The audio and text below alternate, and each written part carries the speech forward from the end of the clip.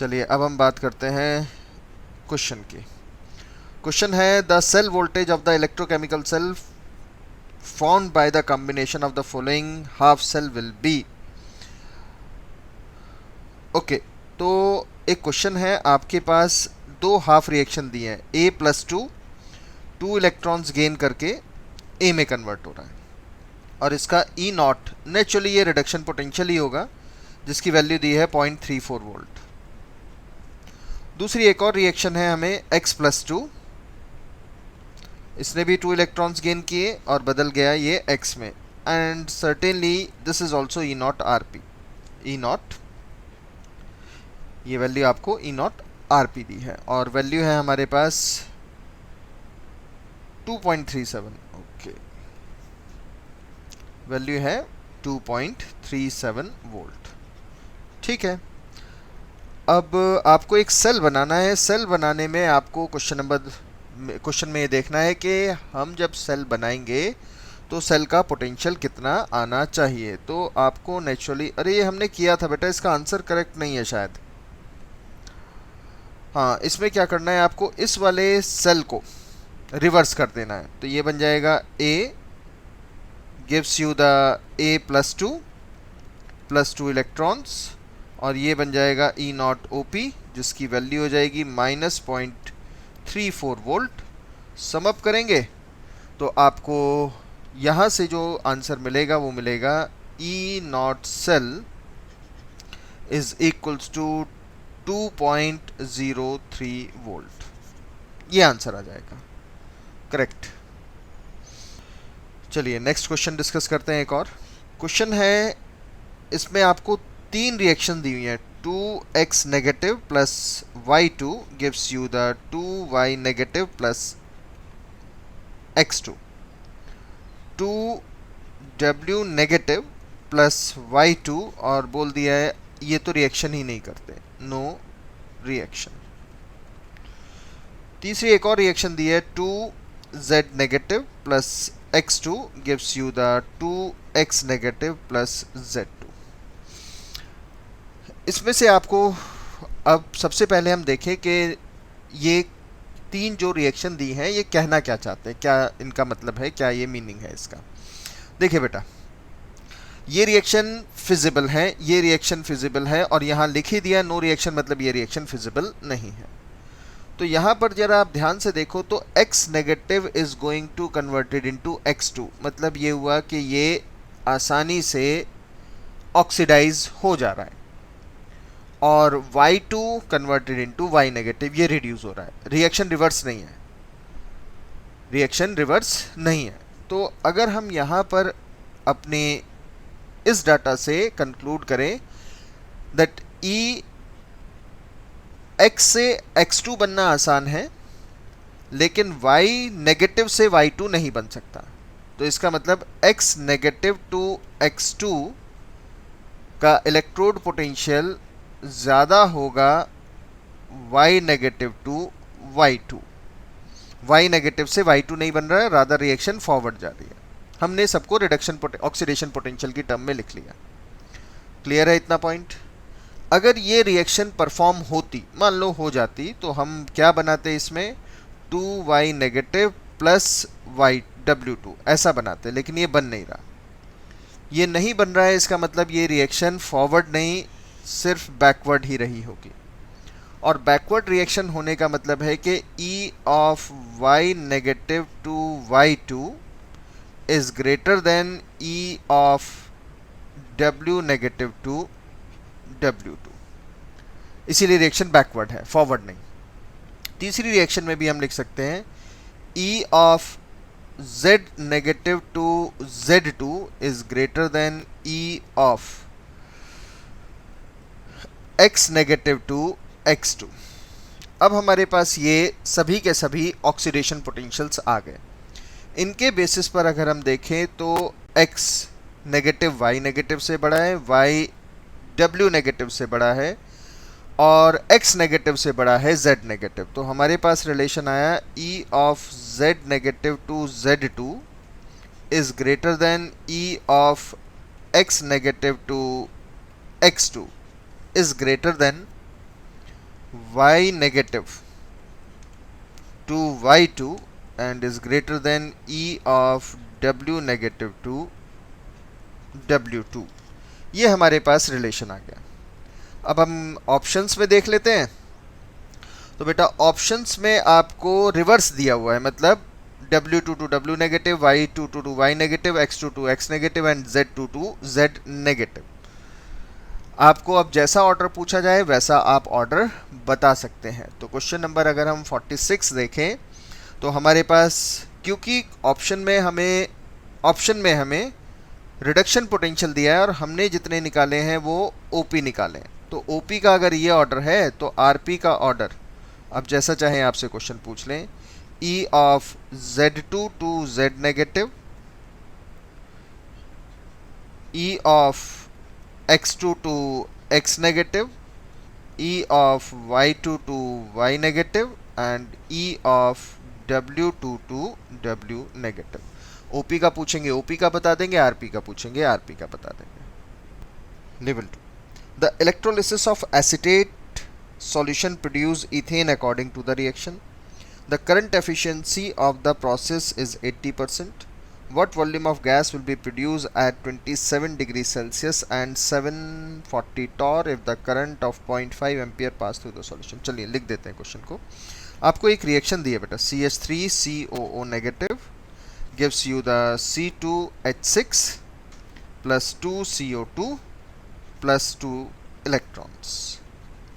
इसमें current efficiency आपको दी है 80%। 80% की करंट एफिशिएंसी है बेटा। अगर 80% की करंट एफिशिएंसी है और जो करंट सप्लाई किया है वो 0.5 एम्पियर का सप्लाई किया है, we have to find out the volume of gases produce at 27 degrees Celsius and 740 torr। देख लीजिए बेटा क्वेश्चन, देखो बेटा एक्चुअली ये हो रहा है ऑक्सीडेशन जो नेचुरली एनोड पर होगा, और इसी के साथ कैथोड की भी एक रिएक्शन होगी जिसमें वाटर इलेक्ट्रॉन गेन करके हाइड्रोजन गैस में कन्वर्ट होगा। तो ये इलेक्ट्रॉन गेन करेगा, हाइड्रोजन गैस में कन्वर्ट होगा, plus 2 times of OH negative, 2 electron gain करेगा। इस टाइप की रिएक्शन होगी। तो एज सच यहाँ जो गैसेस बनी है वो और ये जो गैस बनी है वो, इन सभी के रेस्पेक्ट का क्वेश्चन है ये, इन सभी के लिए बताना है आपको। मेरी बात समझ आ रही है बेटा? ओके। तो आप जब वॉल्यूम निकालेंगे तो वो निकालेंगे बेटा STP पर, STP NTP पर निकालेंगे और उसको कन्वर्ट करेंगे इन गिवन कंडीशंस पर, जो भी कंडीशन आपको गिवन है। तो अब हम क्या करते हैं कि हम सबसे पहले फैराडे निकाल लेते हैं। कितने फैराडे हमने यहाँ दिए, तो फैराडे हमारे पास हो गए IT बाई 96500, एम्पियर है 0.5, टाइम ड्यूरेशन दिया है बेटा 96.45 मिनट, तो ये 60 में बदल गया। और क्योंकि करंट एफिशिएंसी दिया है 80%, तो हमें 0.8 से मल्टीप्लाई भी करना पड़ेगा, डिवाइड बाय 96500, यहाँ से ये फैराडे आएंगे। और अगर हम फैराडे को कैलकुलेट करें तो 0.5 into 96.45 into 60 into 0.8 divide by 96500, तो फैराडे आता है हमारे पास 0.024, इतने फैराडे आते हैं बेटा। इस रिएक्शन को अगर हम देखें तो यहाँ 2 फैराडे है, तो हम लिख सकते हैं कि 2 फैराडे अगर हम यूज कर रहे हैं तो हमें 3 मोल्स गैसेस मिलती हैं। ये देखो 1 मोल ये रहा और 2 मोल ये रहे, ठीक है। तो हमारे पास है 0.024 फैराडे, इससे मिलेंगे 3/2 इंटू 0.024 मोल्स। तो अब हम इसको करते हैं इंटू 3 डिवाइड बाई 2, वैल्यू आ जाती है आपके पास 0.036।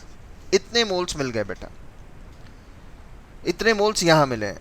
अब उतने ही फेराडे आपने यहाँ भी सप्लाई किए हैं, आपको 2 फेराडे से मोल्स मिलता है एक हाइड्रोजन का।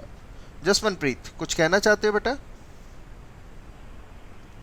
जसमनप्रीत नहीं, ओके। तो 0.024 फेराडे से आपको मिलेंगे 0.024 बाई 2, दैट इज 0.012 मोल्स। तो टोटल मोल्स हो जाते हैं आपके पास, एन टोटल बन जाता है बेटा 0.048, लगभग इतने मोल्स बन जाते हैं बेटा। और अगर हमें वॉल्यूम निकालना है इन कंडीशंस पर, किस कंडीशन पर? इस कंडीशन पर,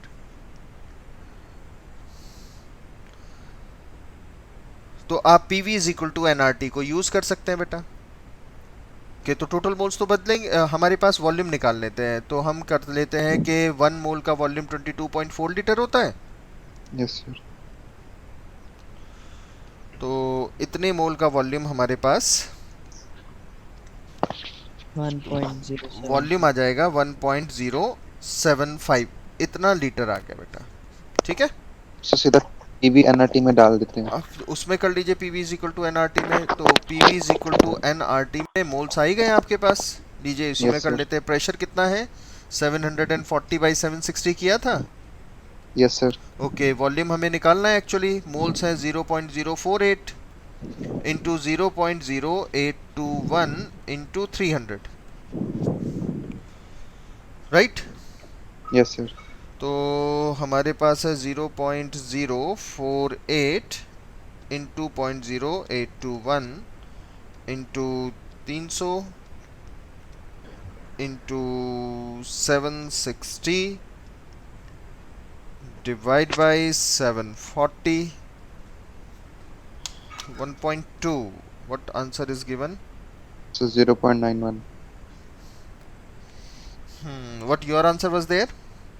सर मेरे ख्याल से 1.2 यही था। तो यही है बेटा, फिर इसमें कुछ और है नहीं। अच्छा चलिए एक बार हम थोड़ा सा इस रिएक्शन के हिसाब से निकालें, क्योंकि अगर हम मोल्स यहाँ पर 0.48 लेने की जगह 0.36 मोल लेते, तो इसको हमें सिर्फ डिवाइड करना पड़ेगा। नहीं,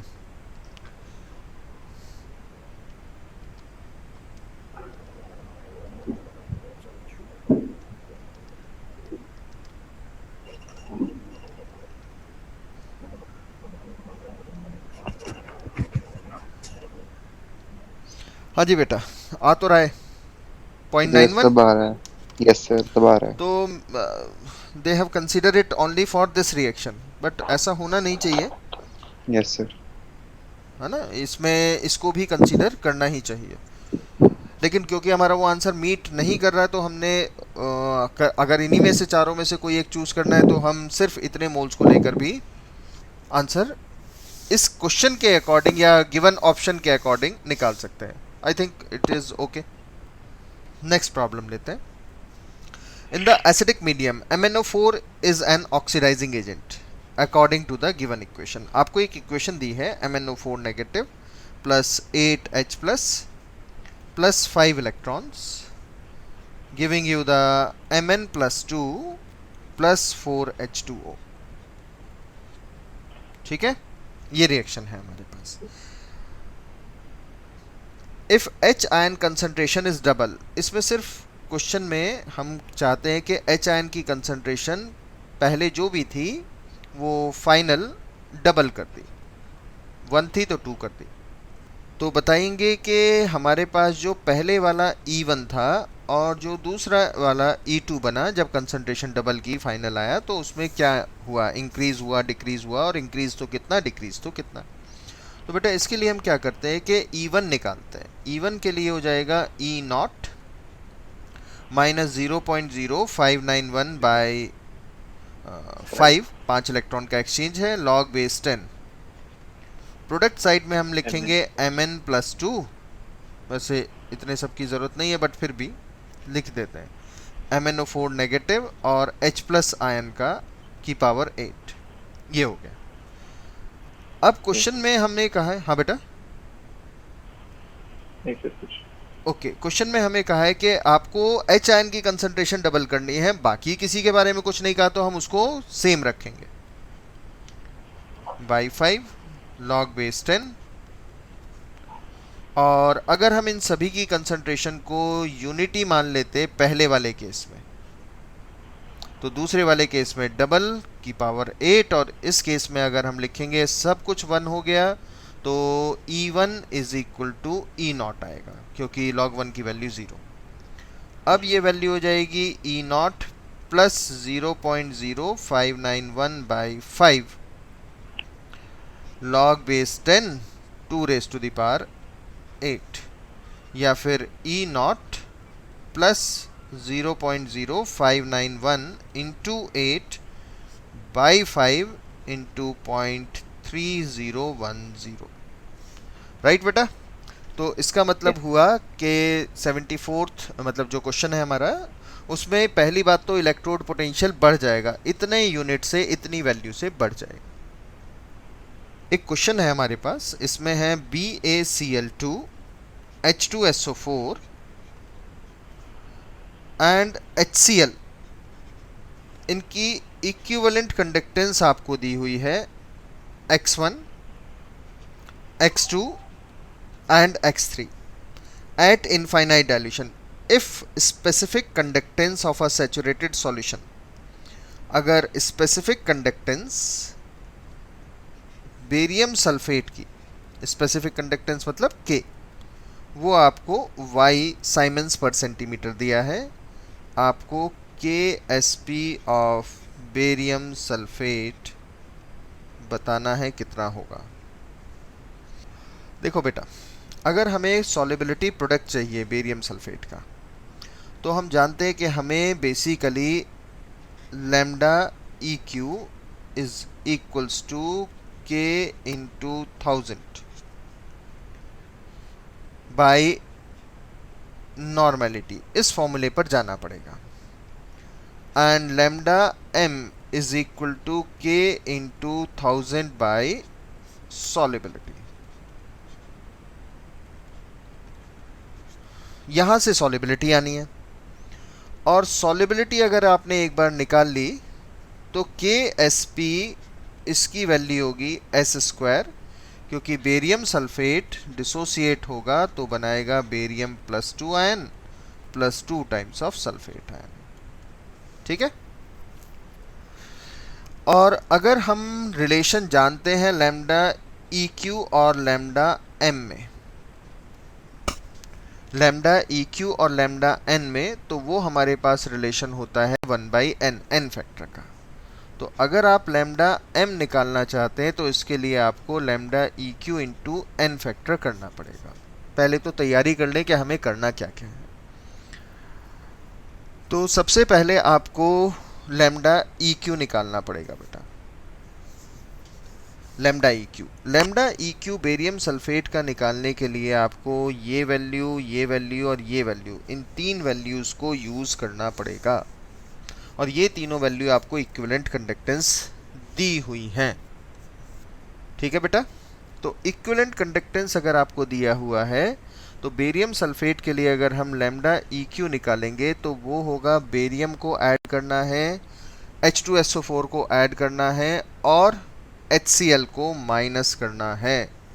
तो आपके पास आएगा X1 plus X2 minus X3। ये सीधा सीधा इक्विवेलेंट कंडक्टेंस आ गया, और एक बार इक्विवेलेंट कंडक्टेंस आ गया तो मोलर कंडक्टेंस हो जाएगा आपके पास 2 into 2 into X1 plus X2 minus X3। ये हो गया बेटा। और मोलर कंडक्टेंस आ गया तो यहाँ वैल्यू प्लेस कर दीजिए, ये हो गया 2 into X1 plus X2 minus X3 is equal to Y into 10 raise to the power 3 by solubility. तो सॉलिबिलिटी बन गया आपके पास y into 10⁻³ into x1 plus x2 minus x3। Therefore solubility product KSP इस पूरी क्वांटिटी का square कर दीजिए। क्वेश्चन है हमारे पास H plus plus OH negative gives you the H2O।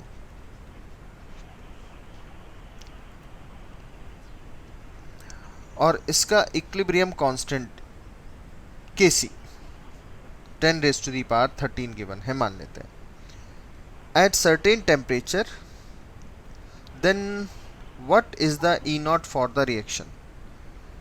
2H2O plus 2 electrons gives you H2 plus 2 times of OH negative at the same temperature। आपको एक ये डाटा दिया है बेटा कि ये रिएक्शन का इक्विलिब्रियम कांस्टेंट है 10⁻13। आपको इस रिएक्शन के लिए बेसिकली रिडक्शन हो रहा है, तो E नॉट RP बताना है आपको, E नॉट RP।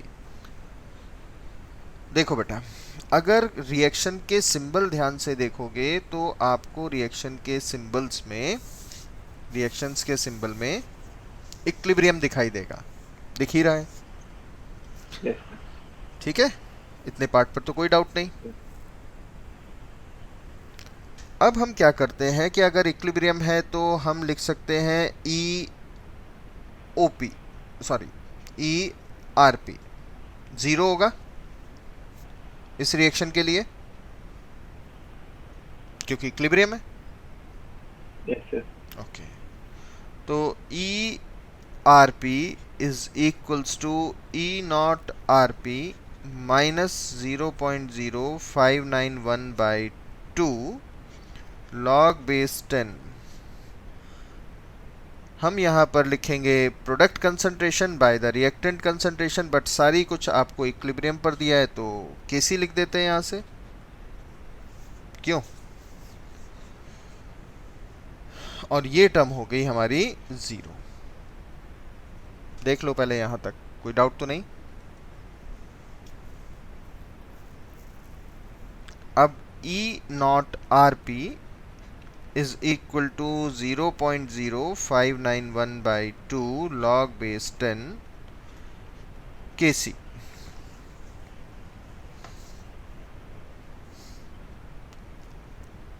हाँ जी, Yes. तो कैसे इसको सॉल्व करें आगे? आपको एक इक्वेशन और यूज करनी पड़ेगी। एक्चुअली यहाँ पर H2 बन रहा है ना, तो H plus ion gain the 2 electron and converted into H2, ये इक्वेशन और यूज करनी पड़ेगी। और क्योंकि ये E नॉट OP नहीं, E नॉट RP है, 0 वैल्यू। RP. ठीक है, Yes, sir.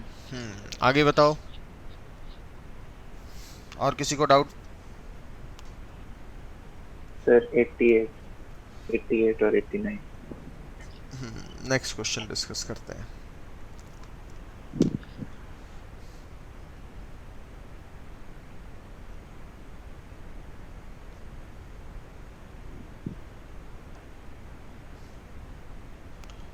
अरे पैराग्राफ, सर पहले 81 कर लो एक बार।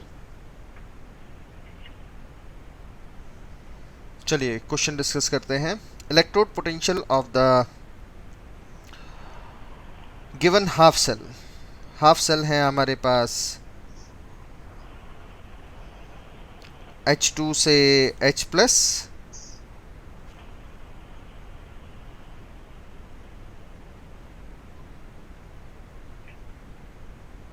अच्छा 3 अलग अलग हाफ सेल हैं, Cl2 से Cl नेगेटिव और सिल्वर से सिल्वर आयन, ये 3 आपको हाफ सेल दिए हुए हैं। इसमें C1 की ये कंसंट्रेशन है और यहाँ C2 कंसंट्रेशन है और यहाँ C3 कंसंट्रेशन है। पहले पार्ट में ऑक्सीडेशन हो रहा है, दूसरे पार्ट में रिडक्शन हो रहा है, तीसरे पार्ट में भी ऑक्सीडेशन हो रहा है। पहला पार्ट H2 से H प्लस, दूसरा पार्ट Cl2 से Cl नेगेटिव, तीसरा पार्ट सिल्वर से सिल्वर आयन।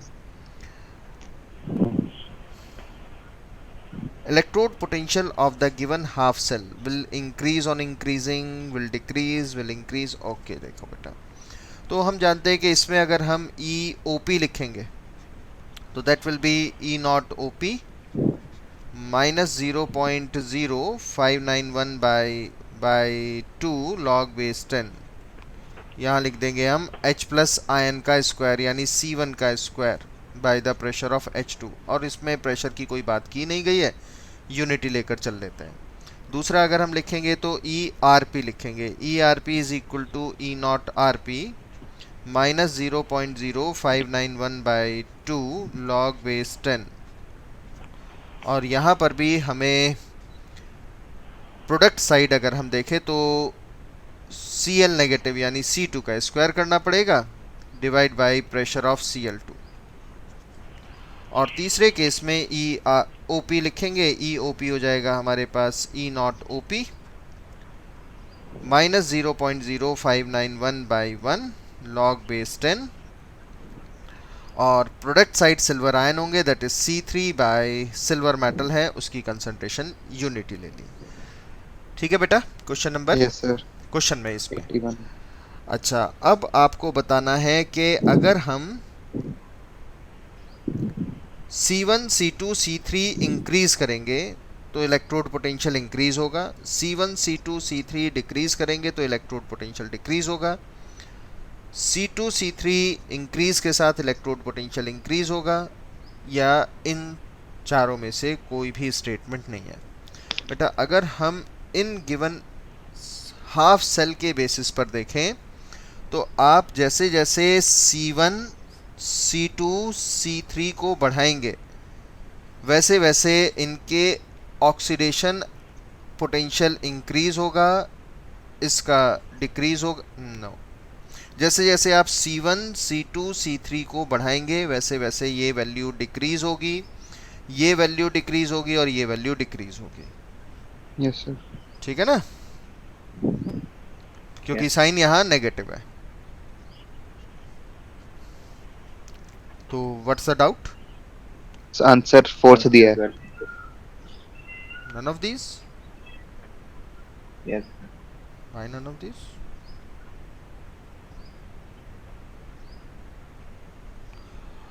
प्रोबेबली बेटा मैं मतलब वैसे तो आंसर हमने जो कहा, क्योंकि इसमें कुछ बताया नहीं करना क्या है, इन्होंने इसको भी शायद बदल दिया होगा ओपी में, या इन दो को ऊपर और फर्स्ट और थर्ड को आरपी में बदला होगा जिससे सारे इलेक्ट्रोड पोटेंशियल एक जैसे हो जाए। उस तरीके से तो हमारा कोई भी आंसर सही नहीं बनेगा जो गिवन ऑप्शन है। लेकिन ये आंसर मार्क करना बिल्कुल भी ठीक नहीं है बेटा, नन ऑफ दीज, क्योंकि electrode potential of the given half cell बोला है, ये नहीं बोला कि सारे ऑक्सीडेशन में आने चाहिए या सारे रिडक्शन में आने चाहिए। इसीलिए हमारा सेकंड आंसर परफेक्ट है बेटा।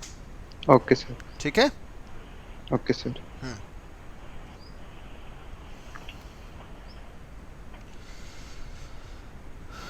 नेक्स्ट क्वेश्चन डिस्कस करते हैं। आपको बहुत सारा डाटा दिया हुआ है। टॉलेंस रिएजेंट, इसको अभी छोड़ दीजिए कि टॉलेंस रिएजेंट क्या होता है, रिएक्शन पर फोकस करते हैं। Silver ion plus electron gives you the silver metal, इसका E not R P 0.8 volt दिया हुआ है। फिर आपको C6H12O6, इसने वाटर के साथ रिएक्शन की या वाटर के साथ मिलाया और C6H12O7 बनाया और साथ में 2H plus ion plus 2 electron. Naturally ये ऑक्सीडेशन हो रहा है, इलेक्ट्रॉन का लॉस, ऑक्सीडेशन होना चाहिए था। चलिए रिडक्शन दिया हुआ है तो ई नॉट ओ पी ले लेते हैं, इसका प्लस 0.05 वोल्ट, इलेक्ट्रॉन का लॉस हो रहा है। ठीक है, next one, silver with the ammonia whole twice plus 2 plus electron gives you the silver plus 2 times of ammonia, और नेचुरली ये रिडक्शन हो रहा है और ये वैल्यू है माइनस 0.337 वोल्ट। ठीक है, यूज़ करने के लिए कुछ कहा गया है कि ऐसे ऐसे आप यूज़ कर लीजिए। फाइंड द के, एल एन के आपको बताना है इस रिएक्शन के को लेकर। रिएक्शन क्या है? 2 times of silver ion plus C6H12O6 plus H2O gives you the AgS, S नहीं solid, plus C6H12O7 plus 2 times of H plus. बेटा ये 3 इलेक्ट्रोड आपको दिए हैं, पहला इलेक्ट्रोड, दूसरा इलेक्ट्रोड और तीसरा इलेक्ट्रोड। देख लो ध्यान से, ठीक है जी? ओके और आपको इस फाइनल रिएक्शन के लिए एल एन के बताना है, मतलब इक्विलिब्रियम कांस्टेंट बताना है। तो नेचुरली आप तो ई सेल ज़ीरो करोगे ही करोगे बेटा, यस सर। ठीक है? तो हमारे पास ई नॉट सेल आ जाता है। जब एल एन के बताना है आपको तो हम पूरी वैल्यू लिखेंगे R T over N F L N K, ठीक है? ओके कोई डाउट तो नहीं इतने पॉइंट पर बेटा? F No. By R T की वैल्यू है आपके पास, है ना? आपको ई नॉट सेल चाहिए, ई नॉट सेल चाहिए इसमें। तो नेचुरली ये रिएक्शन जो बनी है, तीसरी फोर्थ इक्वेशन जो हमारी डिजायर्ड इक्वेशन है, ये जो हम मार्क कर रहे हैं, ये किन इक्वेशंस के कॉम्बिनेशन से बनी हो सकती है या बनी होगी? First and second reaction, all दो Yes. तो यहाँ जो लिखी है फर्स्ट और सेकंड के कॉम्बिनेशन से बनी है। और फर्स्ट क्या है? ओपी, नहीं सॉरी आरपी, और ये क्या है? ओपी। ओपी। तो दोनों को सम अप करो, ई नॉट सेल आएगा। R T over N F की Yes, वैल्यू है, इलेक्ट्रॉन की वैल्यू कितनी रखोगे यहाँ, 1 और 2? 2 से मल्टीप्लाई करनी पड़ेगी ना ये इक्वेशन बेटा, 2 सिल्वर आयन करने के लिए, इलेक्ट्रॉन बराबर करने के लिए। तो एन की वैल्यू कितनी हो गई? 2। तो क्या दिक्कत थी इसको करने में? सर सेकंड पार्ट में है 89। ओ तूने कहा 88 89 दोनों बता दो। एनी हाउ कोई बात नहीं, ठीक है बेटा? अब थोड़ी सी हम कंजूसी कर लेते हैं क्योंकि हमें बार बार डाटा देखना पड़ेगा, तो हम इधर वाला रब कर दें। यस।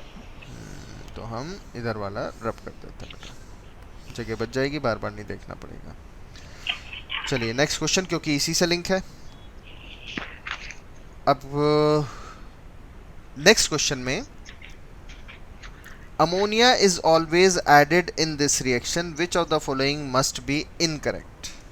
ये जो रिएक्शंस आपको दिए हैं, आपको गलत स्टेटमेंट, रॉन्ग स्टेटमेंट ढूंढना है, ठीक है? Ammonia combines with silver ion to form complex, ये तो दिख रहा है बेटा हमें। Ammonia combine with silver ion, मैंने गलत इक्वेशन तो नहीं नोट कर ली थी यहाँ से?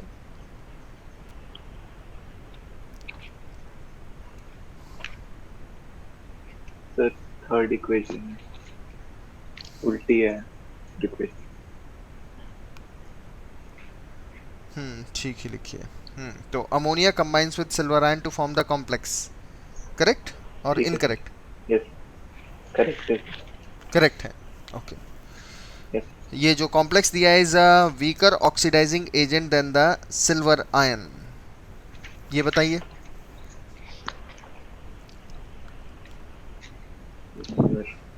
Is weaker oxidizing agent than the silver ion.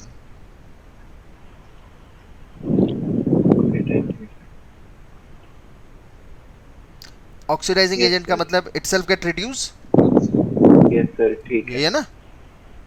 Yes तो ये इधर से इधर जा रहा है बेटा, तभी इलेक्ट्रॉन गेन कर रहा है।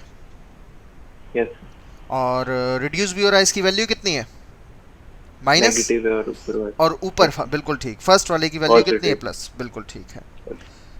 In absence of ammonia silver salt of gluconic acid is formed, ये थोड़ा ऑर्गेनिक का पार्ट हो गया। In absence of ammonia silver salt of gluconic acid is formed, ये जो सॉल्ट बना, ये जो कंपाउंड बना था, लिखा था ना ग्लूकोनिक एसिड है बेटा, यस सर लिखा था ना? तो अगर Yes, sir. एसिड है और अमोनिया डाल दिया आपने तो क्या होना चाहिए? Acid base reaction Yes, sir. होनी चाहिए ना। लेकिन अगर Yes. अमोनिया नहीं होती और ये है हमारे कार्बोक्सिलिक एसिड, ये सिल्वर मेटल के साथ silver salt of carboxylic acid बना सकते हैं, ठीक है। Yes, sir. लेकिन अगर अमोनिया होगी तो इनकी पहली पसंद अमोनिया के साथ रिएक्शन होगी Ammonia. To form the ammonium salt, ऐसे बना लेते हैं, ठीक है। Ammonia Yes. Has affected the standard reduction potential of glucose और ग्लूकोनिक एसिड इलेक्ट्रोड।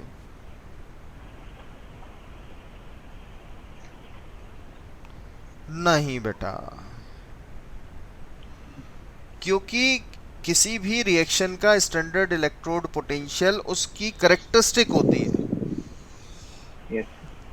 किसी के आने जाने से वो रिएक्शन ही बदल जाएगी, वो रिएक्शन रहेगी नहीं। फिर अगर मान लो रिएक्शन में इन्वॉल्व हो जाता है कोई सब्सटेंस, तो वो स्टैंडर्ड इलेक्ट्रोड पोटेंशियल इस पर्टिकुलर रिएक्शन का रहेगा ही नहीं। Yes, sir. तो एज सच उसके आने जाने से कोई फर्क नहीं पड़ेगा। तो गैल्वेनिक सेल है हमारे पास और जो हाइड्रोजन इलेक्ट्रोड से बना हुआ है, one of which is standard one, इसमें से एक स्टैंडर्ड है। अब कौन सा इसमें से स्टैंडर्ड है ये तो क्वेश्चन में हमें नहीं बताया गया, ठीक है ना। One of them is standard one. कौन सा स्टैंडर्ड है, एनोड है कि कैथोड है, this is not clear from the question. तो हम क्या करते हैं कि हमने इतना तो पता चल गया कि हमारे पास एक सेल है जो हाइड्रोजन इलेक्ट्रोड का बना है, मतलब एक साइड होगा H2 से H+ और दूसरी साइड होगा H+ से H2। तो ये हो गया कंसंट्रेशन सेल जिसकी E0 सेल 0 हो गया। ये हमारे पास एनोड वाला पार्ट है, ये कैथोड वाला पार्ट है। तो अगर हम E cell is equals to 0 - 0.0591 by 2 log base 10 H ion of anode का square divide by H ion of cathode का स्क्वायर, ऐसे लिखेंगे बेटा। यहां तक तो कोई डाउट नहीं? ओके, अब इसको हम क्या करते हैं, 0.0591 by 2 log base 10 H+ ion of cathode by H+ ion of anode कर देते हैं। ये लीजिए जी। हमें अभी क्वेश्चन में ये भी नहीं पता कि कौन है हमारे पास स्टैंडर्ड वन, ठीक। क्वेश्चन में आगे कहा है कि दूसरा इलेक्ट्रोड SHE के अलावा दूसरा इलेक्ट्रोड हम किस सॉल्यूशन में इमर्ज करें कि हमें सेल फिजिबल भी रहे और मैक्सिमम पोटेंशियल भी मिले। फिजिबल सेल का मतलब ई सेल आना चाहिए पॉजिटिव, एक पॉइंट। दूसरा, मैक्सिमम पोटेंशियल लेने के लिए आपके पास ये वैल्यू होनी चाहिए मैक्सिमम और ये वैल्यू होनी चाहिए मिनिमम, तब आपको ई सेल मैक्सिमम वैल्यू पर मिलेगा और वो भी पॉजिटिव मिलेगा। तो आपको अगर इन चारों ऑप्शन में देखें तो एक है HCl, एक है H2SO4, एक है NH4OH जो कि बेस है और एक है फॉर्मिक एसिड। इसकी कंसंट्रेशन 0.1 मोलर दी है, तो इससे आपको H+ आयन 0.1 मोलर ही मिलेंगे। इसकी कंसंट्रेशन भी 0.1 मोलर दी है, इससे H आयन 2H+ आयन मिलेंगे। तो H आयन की कंसंट्रेशन आपको मिल जाएगी यहाँ पर 0.2 मोलर। अमोनियम हाइड्रोक्साइड की ऐसे तो वीक बेस है बट कंसंट्रेशन 0.1 मोलर दी है, तो इसके OH आयन टेंटेटिवली 0.1 मोलर होंगे अप्रॉक्सीमेटली, इससे थोड़ा कम क्योंकि अल्फा नहीं दिया। तो नेचुरली H आयन की कंसंट्रेशन आपके पास होगी 10⁻⁻13 और ये वैल्यू इन सभी में सबसे मिनिमम है। अगर हम इसको SHE मान लें, क्योंकि SHE इसलिए मान रहे हैं बेटा क्योंकि हमें मैक्सिमम वैल्यू चाहिए और SHE में H आयन की कंसंट्रेशन कितनी लेते हैं, 1 मोलर लेते हैं बेटा। एक और प्रॉब्लम, 3.7 एम्पियर का करंट है हमारे पास passed for 6 into 60 into 60 seconds between zinc electrode के बीच में. तो in a 0.5 liter of 2 molar zinc nitrate solution, the molarity of solution at the end of the electrolysis with respect to zinc ion, nothing, no change. ना कम होगी ना ज़्यादा होगी बेटा. देखो एक्चुअल क्या है कि हमारे पास ये रहा कंटेनर, ठीक है. Yes sir. ओके. अब इसमें हम पहले भी आपको डिस्कस कर चुके हैं कि अगर हम सेम मेटल के ही इलेक्ट्रोड लगा दें,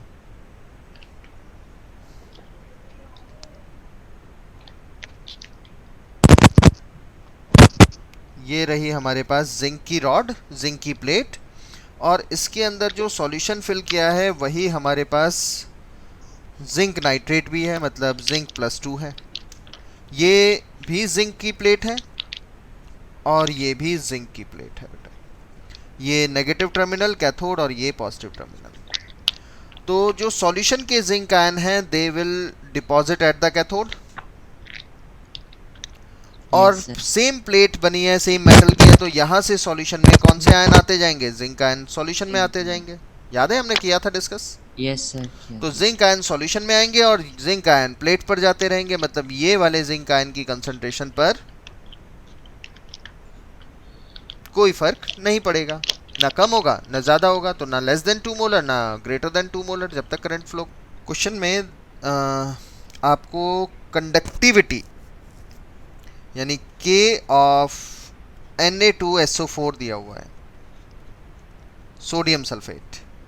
ये दी है 2.6 इंटू 10⁻⁻⁴ साइमन सेंटीमीटर इनवर्स, और इसकी कंसंट्रेशन 0.001 मोलर दे दिया है.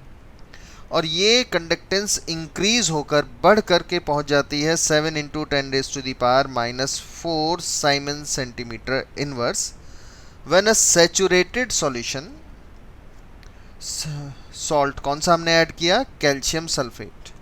जब हमने इसके अंदर एक कैल्शियम सल्फेट सॉल्यूशन को डाल दिया, तो नेचुरली कैल्शियम सल्फेट डालेंगे तो इसके आने से नए आयंस आ जाएंगे बेटा, नए आयंस आ गए. The molar conductivities of sodium and calcium ion, तो मोलर कंडक्टिविटीज आपको सोडियम और कैल्शियम आयन की दे दी है. तो lambda of sodium ion and lambda of calcium +2 ion, ये वैल्यूज दे दी हैं 1, ये वैल्यू दी है 50 एंड ये वैल्यू दी है 120. Neglecting conductivity of used water, solubility product of calcium sulphate KSP of CaSO4 आपको फाइंड करना है बेटा. देख लो क्वेश्चन ये है, क्लियर है इतना पॉइंट? अब आप क्या करो, इसमें KSP निकालने के लिए आपको बेटा वैल्यू चाहिए lambda m is equal to K into 1000 by solubility की, ये वैल्यू चाहिए. और क्योंकि KSP कैल्शियम सल्फेट का चाहिए आपको, तो K की वैल्यू भी आपको कैल्शियम सल्फेट की ही मिलनी चाहिए, यूज़ होनी चाहिए. समझ आ रहा है इतना पॉइंट? इसमें तो कोई डाउट नहीं? ओके, कोई डाउट हो तो हैंड रेस करना बेटा. अब क्या करना है आपको कि लैम्डा m चाहिए, K चाहिए कैल्शियम सल्फेट के लिए. तो हम क्या करते हैं कि हम यहाँ से डाटा को उठाते हैं, इस जगह से हम डाटा को उठाते हैं. हम क्या करते हैं, lambda m of Na2SO4 use करेंगे. Na2SO4 के लिए जब हम लिखेंगे तो हम लिखेंगे K into 1000 by molarity. Clear है बेटा इतना पॉइंट? इसमें कहीं डाउट हो, मैंने पहले ही बताया आपको, तो पूछ लीजिएगा. अब क्या करो आप कि आपको K की वैल्यू पता है इसकी 2.6 इंटू 10⁻⁻⁴ इंटू 1000. मोलैरिटी भी पता है 1 इंटू 10⁻⁻3. इससे आप लैम्डा m ऑफ Na2SO4 पर पहुंच जाएंगे. पहुंच गए? और lambda of Na2SO4 is certainly 2 times of lambda of Na plus lambda of SO4 2 negative होगा. कोई डाउट तो नहीं बेटा इतने पॉइंट पर? तो अब आप क्या करो, इसमें यहां पर ये value lambda m of Na2SO4 place कर दो। सोडियम की वैल्यू जानते हो कितनी है? सोडियम की वैल्यू है 2 × 50 प्लस लैम्डा ऑफ SO4। ठीक है लालप्रीत? और अब आप निकाल लो लैम्डा ऑफ SO4 2 नेगेटिव। ये लैम्डा ऑफ SO4 2 नेगेटिव निकालकर आप क्या करो, लैम्डा m ऑफ CaSO4 निकाल लो, CaSO4। उसके लिए आपने क्या करना है, lambda of calcium +2 plus lambda of SO4 2 negative. Calcium का लैम्डा दिया है आपको 120 और लैम्डा ऑफ SO4 आप इस इक्वेशन से निकाल चुके हो, तो आपको इससे लैम्डा m ऑफ CaSO4 आ जाएगा। लीजिए जी, आपका काम बन गया, ये रहा। अभी K रह गया बेटा। आपके पास इंडिविजुअल Na2SO4 का K था और Na2SO4 और CaSO4 का मिलाकर K ये है, तो अकेले CaSO4 का K कितना होगा बेटा?